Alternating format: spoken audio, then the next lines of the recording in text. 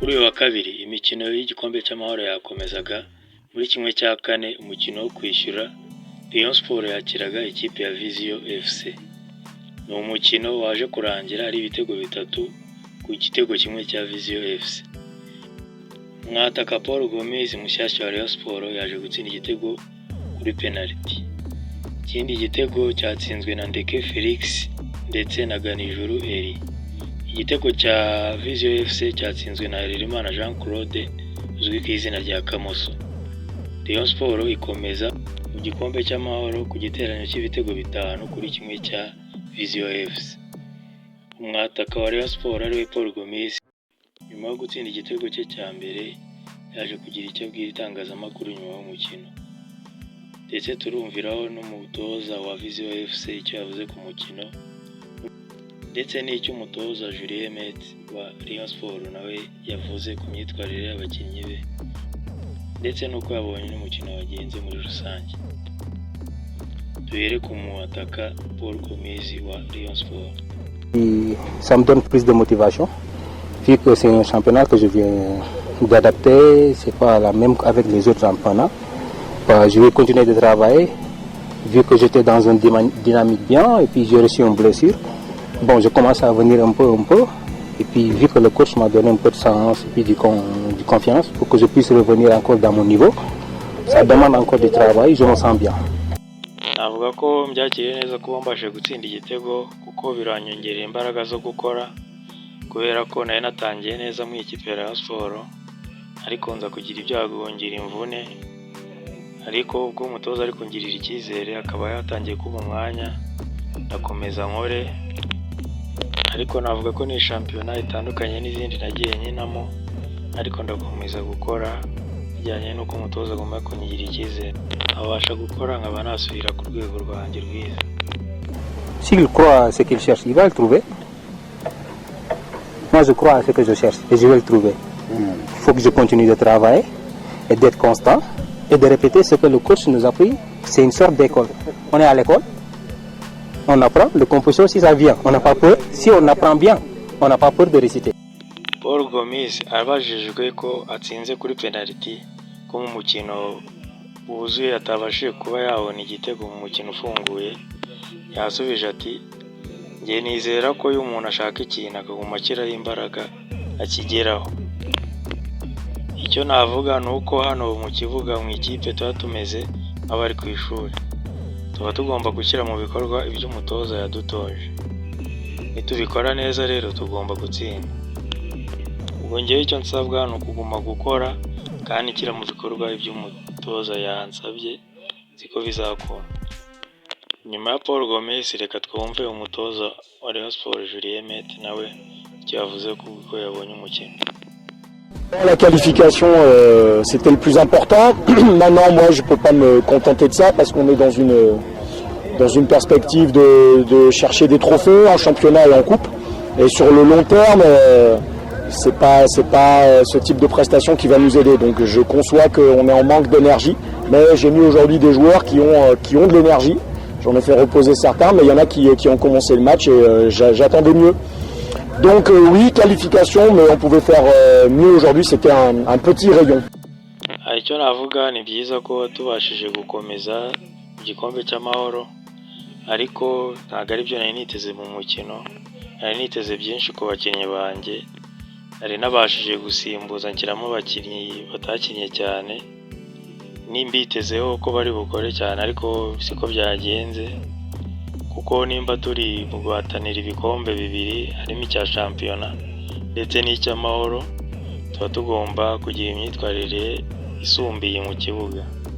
Ni byiza ko dukomeje ariko navuga ko twakinnye nk'ikipe ya Rayon Sport ntoya uyu munsi. Là, le danger qui nous guette, c'est un peu ce qu'on a vu aujourd'hui, c'est-à-dire la suffisance. C'est de penser que parce qu'on met le maillot de rayon, parce qu'on a beaucoup de supporters derrière nous, parce qu'on est dans cette dynamique que vous dites, il suffit de poser un pied sur le terrain et puis on va gagner. Et là, on est en gros danger s'il n'y a pas un peu de remise en question, qui est le quotidien du sportif de haut niveau. C'est tous les matins, je me lève et je me remets en question. Hier, j'ai mis un triplé, c'était hier, c'est terminé. Et ça, parce qu'on a perdu des joueurs d'expérience et parce qu'on a un groupe quand même très jeune et qui n'ont pas une expérience de haut niveau, On a un peu cet état d'esprit. Donc ça va être à moi de les pousser pour avoir le bon mindset, comme on dit.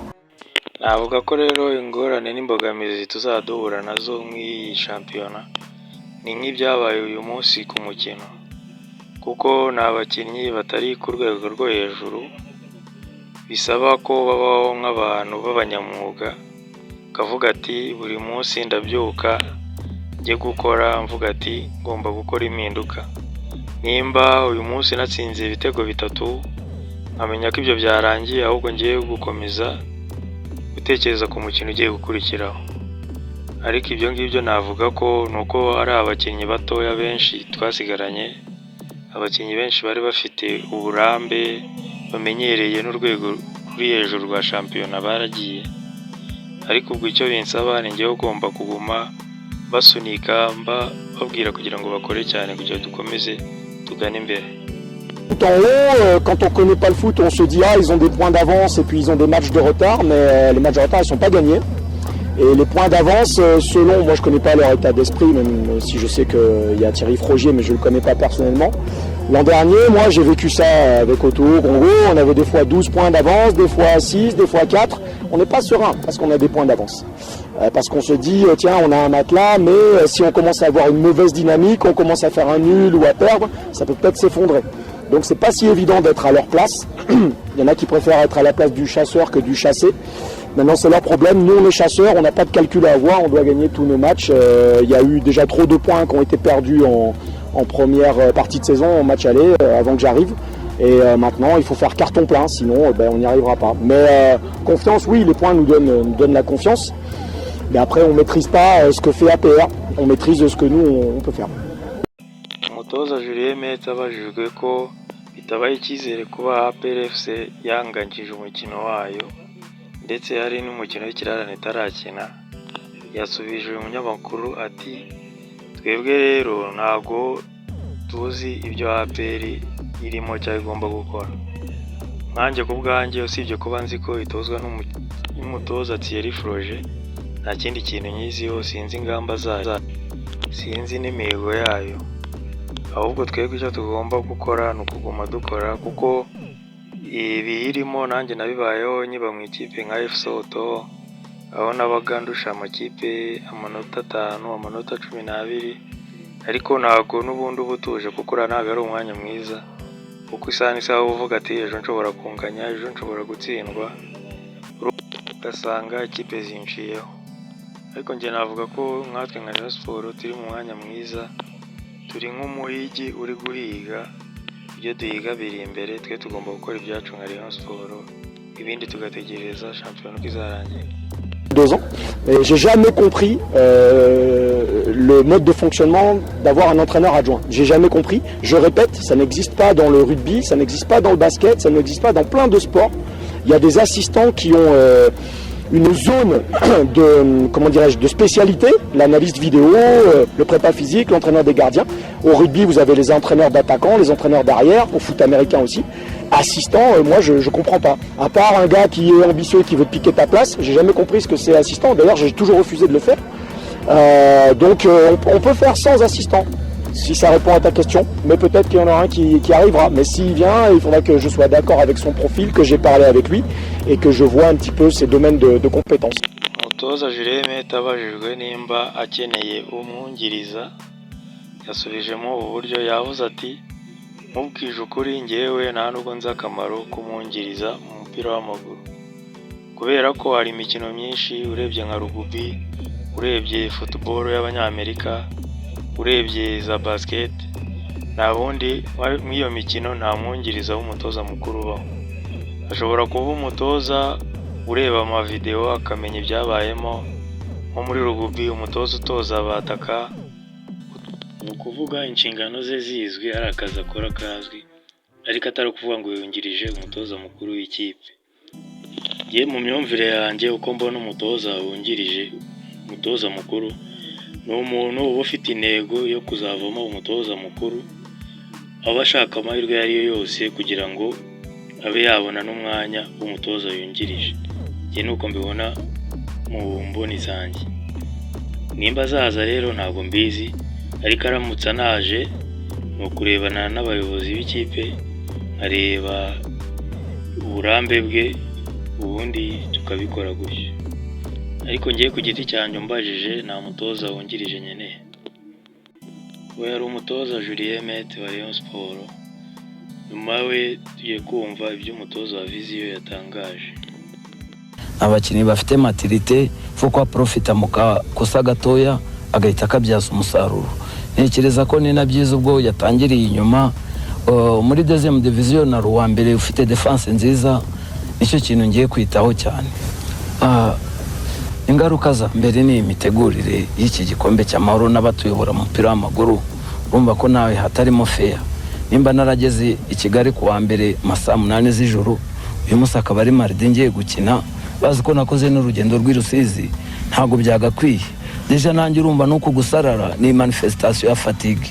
Ntekereza ko butaha bajya bareba ba makipe bakaringaniza, ko sintekereza ko Rayon Sport yagakwiye kubona avantage kuruta Vision igifite abasore bakiri batoya bagikina, kandi nabo ubwabo bari aho bageze. Ntekereza ko batari bakwiye kwitwara kuriya kugira ngo baba avantage. Umutoza wa Vision nyuma yaho yabajijwe nimba Vision FC iteganya kuzamuka mu cyiciro cya mbere mu byo yasubije.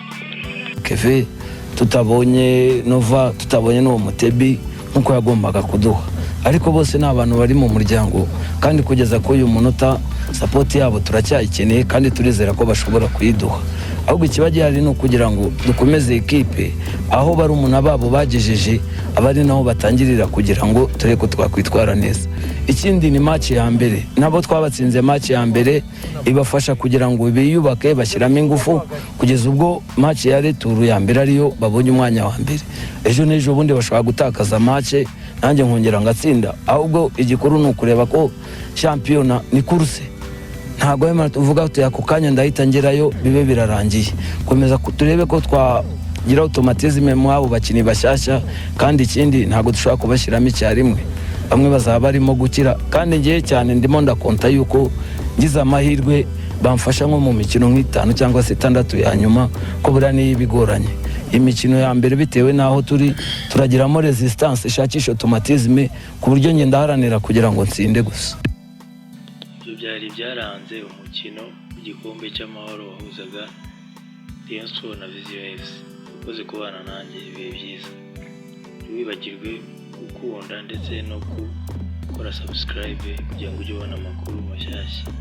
Urakoze.